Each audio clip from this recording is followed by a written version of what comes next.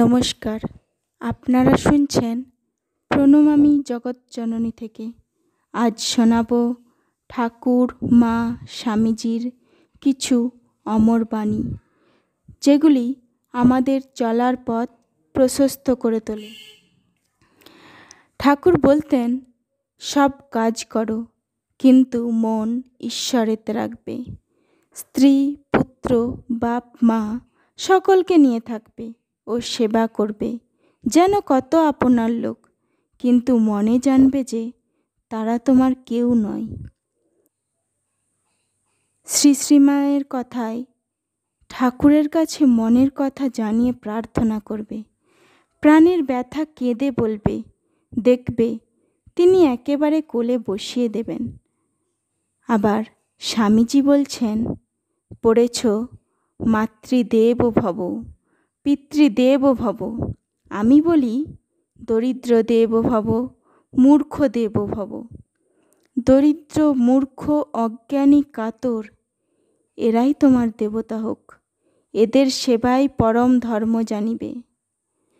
ঠাকুর আবারও বলছেন, তিনি আপনার মা, আপনার বাপ, তার ওপর জোর খাটে।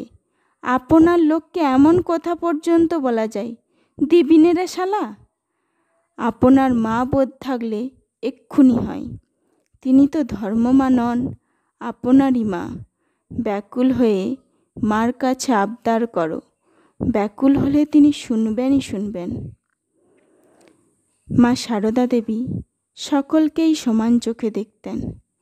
তিনি বলতেন, আমি মা, সকলের মা। ছোট বড়, ভালো মন্দ তার কাছে সব এক। এবং বলতেন, আমি সত্যিকারের মা, গুরুপত্নী নয়, পাতানো মা নয়, কথার কথা মা নয়, সত্য জননী। তিনি আরও বলতেন, মনই সব। মনের মধ্যেই মানুষ শুদ্ধতা অশুদ্ধতা বুঝতে পারে। নিজের মনে দোষ না থাকলে অন্যের দোষ দেখতে পায় না মানুষ। আবার স্বামী বিবেকানন্দ বলছেন, হে ভারত, ভুলিও না তোমার নারী জাতির আদর্শ, সীতা, সাবিত্রী, দময়ন্তী। স্বামীজি আরও বলছেন, ভারতের দুই মহাপাপ, মেয়েদের পায়ে দলানো আর জাতি জাতি করে গরিবগুলোকে পিষে ফেলা। রামকৃষ্ণদেব কোনো সংকীর্ণ মতবাদ প্রচার করেননি, তিনি প্রচার করেছেন সত্য, আর এই সত্যেরই আরেক নাম ঈশ্বর। তিনি বলতেন, সত্য কথা কলির তপস্যা, কলিতে অন্য তপস্যা কঠিন। সত্যকে আঁট করে ধরে থাকলে তবে ভগবান লাভ হয়। যার সত্যনিষ্ঠা আছে, মা তার কথা কখনো মিথ্যা হতে দেন না। আবার শ্রী শ্রীমা সারদা দেবীর কথায়, সৎসঙ্গে মেশো, ভালো হতে চেষ্টা করো, ক্রমে সব হবে। তিনি আরও বলতেন, জপ ধ্যান করবে, সৎসঙ্গে থাকবে, অহংকারকে কিছুতেই মাথা তুলতে দেবেন না। এইভাবে স্বামীজি বলছেন, মানুষের মধ্যে দেবত্ব প্রথম থেকেই আছে, তার বিকাশেই ধর্ম। ধর্ম এমন একটি ভাব যা পশুকে মনুষ্যত্বে ও মানুষকে দেবত্বে উন্নীত করে। তিনি আরও বলছেন, এগিয়ে যাও, প্রভু আমাদের নেতা, পেছনে তাকিও না, কে পড়লো দেখতে যেও না, এগিয়ে যাও, সম্মুখে সম্মুখে আরও সম্মুখে। এইভাবেই আমরা এগিয়ে যাব।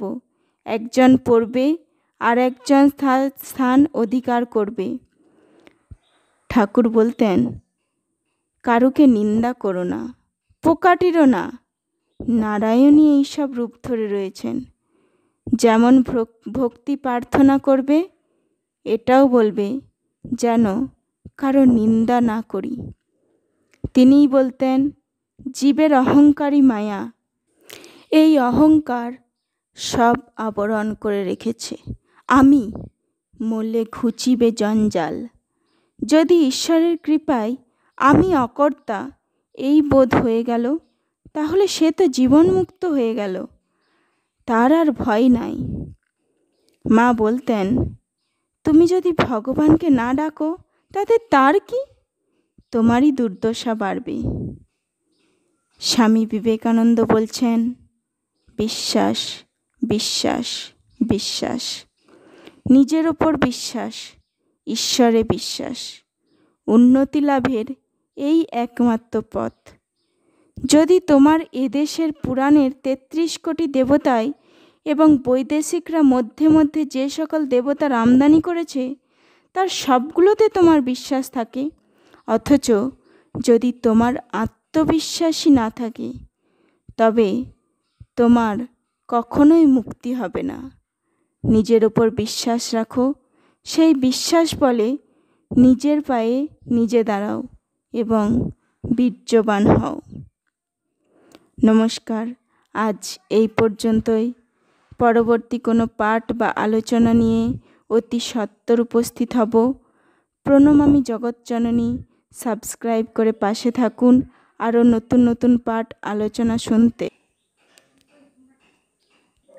এবং লাইক, কমেন্ট, শেয়ার করতে ভুলবেন না। আজ বিদায়, ধন্যবাদ।